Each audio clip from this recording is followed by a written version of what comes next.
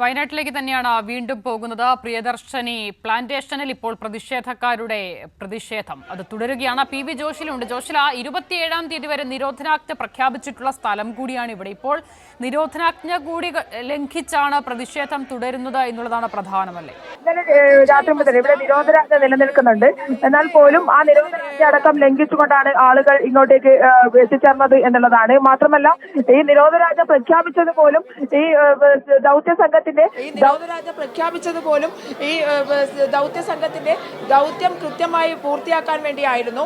അത് മറ്റു പ്രശ്നങ്ങളൊന്നുമില്ലാതെ അതേസമയം തന്നെ ഈ ദൗത്യം നടത്തുന്നതിനിടയിൽ തന്നെ ആളുകൾ പുറത്തിറങ്ങാതിരുന്നാൽ കടുവയുടെ അത്തരത്തിലുള്ള ആക്രമണം ഇല്ലാതാക്കാൻ വേണ്ടിയാണ് ഈ രീതിയിൽ ഒരു നിരോധനാജ്ഞ പോലും പ്രഖ്യാപിച്ചത്. അത് വനം വകുപ്പ് അങ്ങോട്ട് ആവശ്യപ്പെട്ട പ്രകാരമാണ് നിരോധനാജ്ഞ പ്രഖ്യാപിച്ചത്. എന്നിട്ട് പോലും ഈ ദൗത്യത്തെ ഇല്ലാതാക്കാൻ അല്ലെങ്കിൽ അത്തരത്തിലൊരു പ്രവർത്തനങ്ങളെ ഇല്ലാതാക്കുന്ന രീതിയിലേക്കാണ് കാര്യങ്ങൾ മുന്നോട്ട് പോയിരിക്കുന്നത്.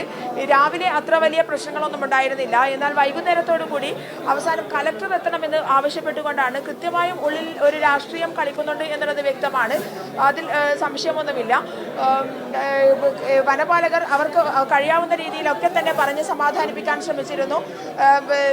ഇന്നലെ തന്നെ ഉത്തരവ് ഇറക്കിയിരുന്നു. കാരണം കടുവയെ വെടിവെച്ച് കൊല്ലുക എന്നുള്ളത് ഉത്തരവിട്ട കാര്യമാണ്. എന്നാൽ അത് സാഹചര്യത്തിനനുസരിച്ചാണ് ചെയ്യുക. അത് വനനിയമം അനുസരിച്ച് തന്നെ ചെയ്യാൻ സാധിക്കുകയുള്ളൂ. അതാണ് ഇതിൽ ഏറ്റവും പ്രധാനപ്പെട്ട കാര്യം. ഇവിടെ പ്രതിഷേധക്കാർ മറ്റൊരു വികാരം ഇളക്കിവിടാൻ ശ്രമിക്കുന്നു. പക്ഷേ 72-ലെ കേന്ദ്ര വനം നിയമം നമ്മുടെ മുന്നിലുണ്ട്. ഈ നിയമത്തിൽ മാറ്റം വേണമെന്ന് ആവശ്യപ്പെട്ട് കേരളം നിരവധി തവണ കേന്ദ്ര സർക്കാരിനെ സമീപിച്ചിട്ടുള്ളതുമാണ്. പക്ഷേ നിർഭാഗ്യവശാൽ അത് ഉണ്ടായിട്ടില്ല. കേരളത്തിലെ യാഥാർത്ഥ്യവും സാഹചര്യവും മറ്റൊന്നാണ് എന്ന് സംസ്ഥാന സർക്കാർ കേന്ദ്രത്തെ അറിയിക്കാൻ ശ്രമിച്ചിട്ടുള്ളതാണ്. അപ്പോൾ ആ നിയമം തടസ്സമായി നിൽക്കുകയാണ്. ഏറ്റവും ആവശ്യമായ ഘട്ടങ്ങളിൽ, അത്യാവശ്യമായ ഘട്ടങ്ങളിൽ മാത്രമേ അങ്ങനെ ഒരു ഉത്തരവ് പുറപ്പെടുവിക്കാൻ സർക്കാരിനാകൂ. ഇവിടെ അത് ഉണ്ടായിട്ടുണ്ട്.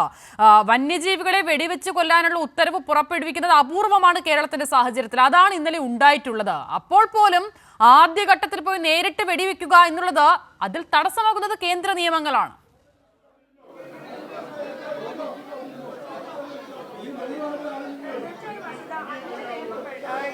എന്നുള്ളതാണ്. അതായത് കടുവ നരഭോജിയാണോ എന്നുള്ള കാര്യത്തിൽ തന്നെ സംശയ നിവാരണം നടത്തേണ്ടതുണ്ട്. കാരണം ഒരാളെ കൊന്നാൽ നരഭോജി വിഭാഗത്തിൽ പെടുത്താൻ സാധിക്കുകയില്ല. ഒന്നോ രണ്ടോ പേര് കൊല്ലുന്ന ഒരു സാഹചര്യത്തിൽ മാത്രമേ ഒരു കടുവയെ നരഭോജി കടുവയുടെ ഗണത്തിൽ പെടുത്തുകയുള്ളൂ എന്നുള്ളതാണ് കേന്ദ്ര നിയമം വരുന്നത്. അങ്ങനെ പല രീതിയിൽ 5 നിയമങ്ങൾ പാലിക്കപ്പെട്ടാൽ മാത്രമേ ഒരു കടുവയെ വെടിവെച്ചു കൊല്ലാൻ സാധിക്കുകയുള്ളൂ എന്നുള്ളതാണ്. മാത്രമല്ല, ഈ കടുവ രാധയെ കൊന്ന കടുവ തന്നെയാണോ ഈ ചിത്രങ്ങളിൽ ഉൾപ്പെട്ടിട്ടുള്ളത് എന്നുള്ള കാര്യം കൂടി വ്യക്തമാകേണ്ടതുണ്ട്. ഇതൊക്കെ ഉദ്യോഗസ്ഥരെ സംബന്ധിച്ചിടത്തോളം വലിയ പ്രശ്നം തന്നെയാണ്. എന്നാൽ പോലും കടുവയെ കണ്ടാൽ അക്രമം നടത്തുന്ന രീതിയിലേക്ക് കടുവയെ കാണുകയാണെങ്കിൽ വെടിവെച്ച് കൊല്ലാൻ തന്നെയാണ് ഉദ്യോഗസ്ഥരുടെ തീരുമാനം. അതേസമയം തന്നെ കൂട്ടിലേക്ക് കടുവ കയറുകയാണെങ്കിൽ അത്തരം ഒരു രീതിയിലേക്ക് പോകാൻ പ്രയാസമുണ്ടാകും.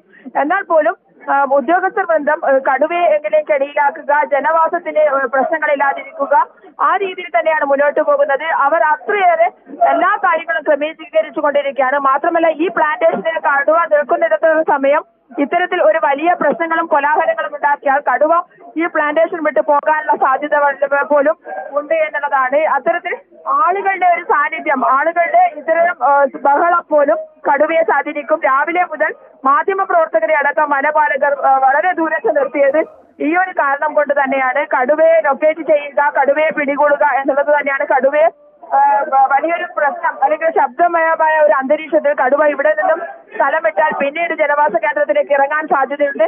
ഇതൊക്കെ മുൻകൂട്ടി കണ്ടുകൊണ്ടാണ് വനപാലകർ ഇതൊക്കെ തന്നെ നിയന്ത്രിച്ചു വന്നത്. എന്നാൽ അതൊന്നും പറ്റില്ല എന്നുള്ള രീതിയിലേക്ക് വനപാലകരുടെ ദൗത്യത്തെ തന്നെ ഇല്ലാതാക്കുന്ന രീതിയിലേക്ക്, അവരുടെ എല്ലാ പദ്ധതിയും പൊളിക്കുന്ന രീതിയിലേക്കാണ് ഇപ്പോൾ സമരക്കാർ മുന്നോട്ട് പോയിക്കൊണ്ടിരിക്കുന്നത്.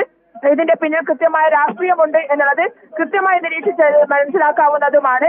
ഇവിടെ ഏറ്റവും കൂടുതൽ ആളുകൾ SDPI-ക്കാരാണ്. ഈ പ്രദേശത്തുള്ള SDPI-ക്കാരൊക്കെ തന്നെ അനാവശ്യമായ ഒരു പ്രശ്നം ഉണ്ടാക്കിക്കൊണ്ട് വീണ്ടും എത്ര വ്യാപ്തിയിൽ വ്യാപിച്ചു കിടക്കുന്ന ഒരു എസ്റ്റേറ്റ് മേഖലയാണ് ജോഷില. അപ്പോൾ അവിടേക്ക് ഇറങ്ങി തെരച്ചിൽ നടത്തി കടുവയെ കണ്ടെത്തുക എന്നുള്ളതിന് സാധാരണഗതിയിൽ എത്ര സമയം എടുക്കുമെന്നുള്ളതാണ് നിലവിൽ വനംവകുപ്പ് ഉദ്യോഗസ്ഥരുടെ കണക്കുകൂട്ടൽ.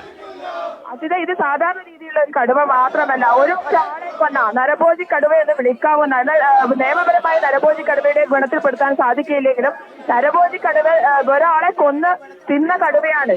അതിന്റെ ഒരു പ്രശ്നം നിലവിൽ വനപാലകർക്കുമുണ്ട്. അതുപോലെ തന്നെ സാധാരണക്കാരെ സംബന്ധിച്ചിടത്തോളം ഒറ്റപ്പെട്ടു പോയാൽ അല്ലെങ്കിൽ തിരിച്ചു പോകുമ്പോഴൊക്കെ ഈ പ്ലാന്റേഷനിൽ ആ ഒരു പ്രശ്നത്തെ നേരിടേണ്ടി വരും. ഇത്തരത്തിലുള്ള ആശങ്കകളൊക്കെ തന്നെ വനപാലകരെ സംബന്ധിച്ചിടത്തോളം മുന്നിലുണ്ട്. ആ സമയത്താണ് ഇങ്ങനെ ആളുകളെ കൂട്ടിക്കൊണ്ട് ഇത്ര വലിയ ഊർജ്ജത്തിൽ മുദ്രാവാക്യം വിളിച്ചുകൊണ്ട് ഒരു വലിയൊരു സമര രൂപത്തിലേക്ക് ഇതിനെ കൊണ്ടുപോകാൻ വേണ്ടി മറ്റ് രാഷ്ട്രീയ പാർട്ടികളൊക്കെ തന്നെ ശ്രമിക്കുന്നത് എന്നുള്ളതാണ്. ഇപ്പോൾ കോൺഗ്രസ് നേതാവ് മുൻ മന്ത്രി കൂടിയായിരുന്ന ജയലക്ഷ്മി അടക്കം നമുക്ക് ദൃശ്യങ്ങളിൽ കാണാമെന്നുള്ളതാണ്. ഈ നിയമത്തെക്കുറിച്ച് അറിയാത്തവരല്ല, അല്ലെങ്കിൽ ഈ തരത്തിൽ വലിയ പ്രതിഷേധം ഉണ്ടാക്കുമ്പോൾ ജോഷിൽ ആവർത്തിക്കുന്നത് പോലെ കടുവ ആ മേഖല വിട്ടുപോകാനുള്ള സാധ്യത അത് എത്രമാത്രമെന്ന് അറിയാത്തവരല്ല. പക്ഷേ ഈ നിലയിൽ ഒരു രാഷ്ട്രീയ പ്രതിഷേധത്തിന് ഇവരൊക്കെ നേതൃത്വം കൊടുക്കുന്നു എന്നുള്ളതാണ് ഏറ്റവും ദൗർഭാഗ്യകരം. ജോഷിൽ ആവർത്തിക്കുന്നത് പോലെ 72 വനനിയമമാണ് ഈ വന്യമൃഗങ്ങളെ വെടിവെച്ച് കൊല്ലുന്നതിന്, ആദ്യം തന്നെ വെടിവെച്ച് കൊല്ലുക എന്നുള്ള നടപടിയിലേക്ക് പോകുന്നതിന് തടസ്സമായി നിൽക്കുന്നത്. പലതവണ സർക്കാർ ഈ നിയമത്തിൽ മാറ്റം വേണമെന്നാവശ്യപ്പെട്ട് കേന്ദ്ര സർക്കാരിനെ സമീപിച്ചിട്ടുള്ളതാണ്. ജനവാസ മേഖലകളിൽ ഇറങ്ങുന്ന പുലി, കടുവ പോലുള്ള മൃഗങ്ങളെ ഏത് നിലയിൽ കൈകാര്യം ചെയ്യണം എന്നുള്ളതിന് ഇത് വിശദീകരിക്കുന്ന ഒരു മാർഗരേഖ തന്നെ കേന്ദ്ര സർക്കാർ പുറത്തിറക്കിയിട്ടുണ്ട് എന്നുള്ളതാണ് ഏറ്റവും പ്രധാനപ്പെട്ട കാര്യം. ഈ മാർഗരേഖ പ്രകാരം ആദ്യഘട്ടത്തിൽ ഒരു 6 സമിതി ചേർന്ന് ഈ കാര്യങ്ങൾ സ്ഥിരീകരിക്കണം, വിലയിരുത്തണം, അതിനുശേഷം നടപടികൾ എന്നൊക്കെയുള്ളതാണ് കേന്ദ്ര സർക്കാരിന്റെ നിയമം. പലപ്പോഴും മയക്കുവെടി വെക്കാൻ പോലും തടസ്സമാകുന്നത് ഈ നിയമങ്ങളാണ്. പക്ഷേ ഇവിടെ ഇതൊക്കെ മറികടന്നുകൊണ്ടാണ് വെടിവെക്കാനുള്ള ഉത്തരവിലേക്ക് തന്നെ സർക്കാർ പോയിരിക്കുന്നത്. അത് തന്നെ അപൂർവമാണ് എന്നുള്ളതാണ് നമ്മൾ മനസ്സിലാക്കേണ്ടത്. പക്ഷേ ആ നടപടികളിലേക്ക് കടക്കാൻ ഈ ദൗത്യ സംഘത്തെയും വനം വകുപ്പിനെയും അനുവദിക്കുന്നില്ല.